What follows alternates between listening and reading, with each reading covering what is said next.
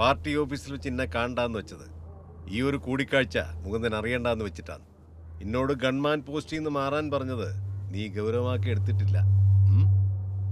അത് വിട്. അപ്പം അറിയാലോ, ഡിസംബർ 6 തെയ്യാന്ന്. അന്നാടെ പ്രശ്നങ്ങളുണ്ടാന്ന് പറയുന്നു. മുകുന്ദൻ്റെ ഭാര്യ അനിത എന്നെ ഒന്ന് കണ്ടിനേനു. അന്നൊരാക്രമണം അവർ ഭയക്കുന്നുണ്ട്. അങ്ങനെയൊന്നുണ്ടായാൽ അത് പാർട്ടിക്ക് ക്ഷീണാന്ന്. ഇത് നല്ലൊരവസരമാണെന്ന് എതിർ പാർട്ടിക്കാർ കരുതുന്നുണ്ടാവും. കരുതട്ടെ. പക്ഷെ ഒരു കാരണവശാലും മുകുന്ദൻ തെയ്യത്തിന് വരാണ്ടിരിക്കരുത്. ഈ പാർട്ടി ഒരാളുടെ ഭീഷണിക്ക് മുന്നിലും മുട്ടുമടക്കിയ ചരിത്രമില്ല. കുറച്ച് മൊബൈൽ നമ്പറുകൾ. എന്ത് പ്രശ്നം ഉണ്ടായാലും പോലീസിന് പുറത്ത് എനിക്ക് ഇവരെ വിളിക്കാം. നമ്മുടെ പാർട്ടിക്കാരാണ്. സഖാവിന് ഒരു പോറൽ പോലും ഏൽക്കാതെ സംരക്ഷിക്കാൻ കഴിയുമെന്ന് നമുക്ക് കാണിച്ചു കൊടുക്കണ്ടേ? വേണം.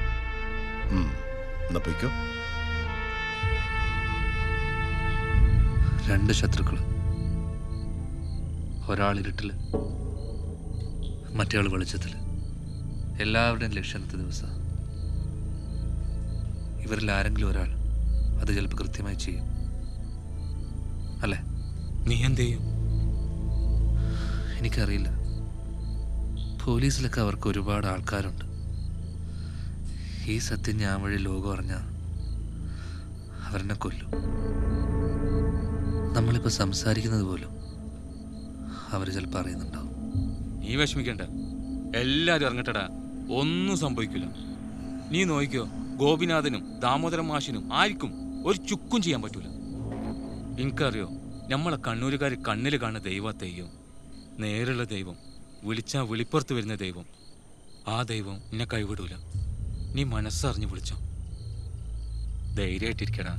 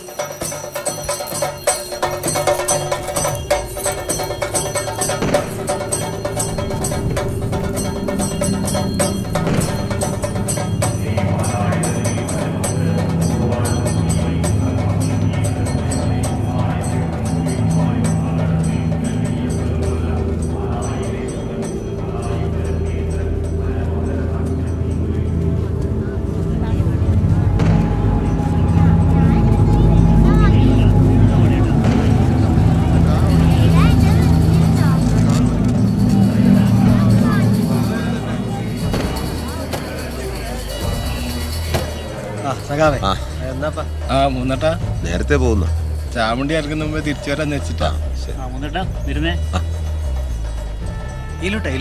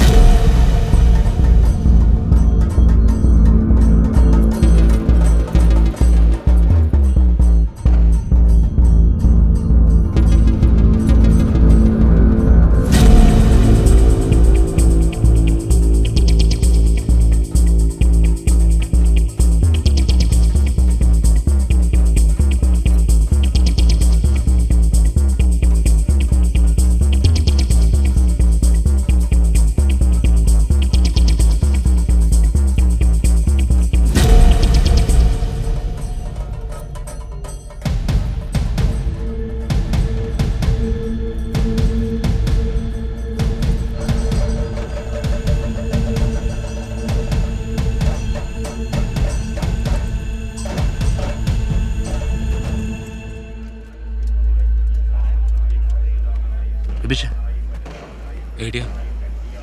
ചമയപ്പുരയുടെ അടുത്തുണ്ട്. രഘുവിനാണോ? സഖാവ് എവിടെയാ?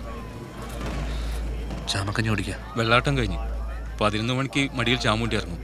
നീ സഖാവിന്റെ കൂടെ തന്നെ ഉണ്ടാവണം. ബൈ. രഘുവിനെ നോയിക്കോണേ. നീ വിട്ടോ, ഞാൻ നോക്കിക്കോളാം.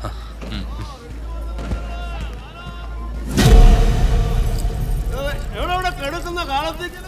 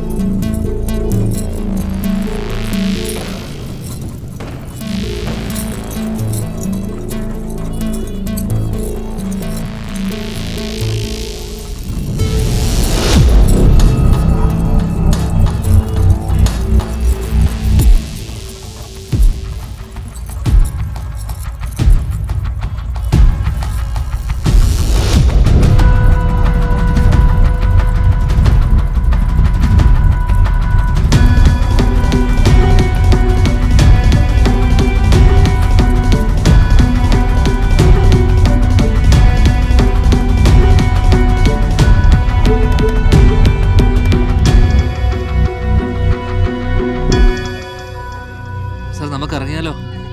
ചാമുണ്ടി ഇറങ്ങിയിട്ടല്ലേ ഉള്ളൂ. സാർ എസ് പിയുടെ പ്രത്യേക റിക്വസ്റ്റ് ഉണ്ട്, അതുകൊണ്ടാണ്.